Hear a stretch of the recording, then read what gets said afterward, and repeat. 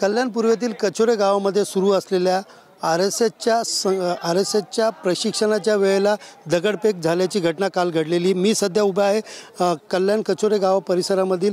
या ठिकाणी आपण पाहू शकता मोठ्या प्रमाणात जे आहे राष्ट्रीय स्वयंसेवकाचे स्वयंसेवक जे आहेत ते या ठिकाणी आलेले आहेत। मोठ्या प्रमाणात शक्ती प्रदर्शन जे आहे या ठिकाणी सुरू आहे। आपण पाहू शकता की याच ठिकाणी काल काही लहान मुलांना प्रशिक्षण देत असताना दगडफेक झाली होती व त्यानंतर टिळकनगर पोलीस स्थानकामध्ये गुन्हा देखील दाखल करण्यात आला होता। या प्रकरणी पोलिसांनी 5 आरोपींना ताब्यात घेतले असून यापैकी 4 अल्पवयीन असल्याचं पोलिसांचं मत आहे। मात्र त्यानंतर या ठिकाणी जे संघाचे पदाधिकारी असतील कार्यकर्ते असतील मोठ्या प्रमाणात या ठिकाणी उपस्थित झालेले आहेत। एकंदरीत पाहायला गेलं तर या ठिकाणी लहानापासून वयोवृद्धपर्यंत या ठिकाणी आलेले दिसून येत आहेत। त्याचबरोबर मलखंब असेल, त्याचबरोबर कबड्डी, खो खो किंवा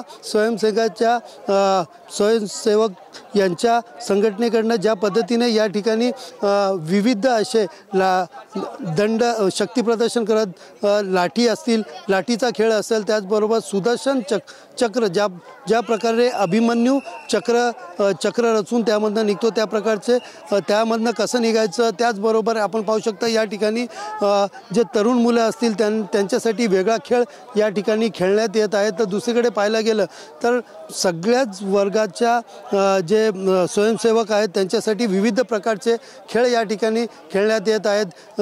हातामध्ये लाठ्या घेऊन या ठिकाणी जे आहेत त्यांचा प्रशिक्षण देखील दिलं जात आहे। त्याचबरोबर ॲक्टिव्हिटीचे जे प्रशिक्षण आहे ते मोठ्या प्रमाणात दिलं जात आहेत। काल ज्या पद्धतीने या ठिकाणी लाठीचार्ज झाला होता त्यानंतर तणावाचं वातावरण होतं। मात्र या ठिकाणी सध्या जे आहेत मोठ्या प्रमाणात पोलिसांचा फौजफाटा देखील तैनात करण्यात आलेला आहे। मोठ्या प्रमाणात पोलीस देखील या ठिकाणी पाहू शकता मोठ्या प्रमाणात तैनात आहेत आणि पोलीस बंदोबस्तामध्ये कुठंतरी हे प्रशिक्षण पूर्ण होत आहे। तर दुसरीकडे पाहायला गेलं तर पोलिसांनी CCTVच्या माध्यमातून काही आरोपींना ताब्यात घेतले असतील तरी अजून फरार आरोपींचा शोध जो आहे तो मोठ्या प्रमाणात घेत असल्याचं सांगितलं जात आहे। कॅमेरा पर्सन संतोषसह सुनील जाधव, TV9 मराठी, कल्याण।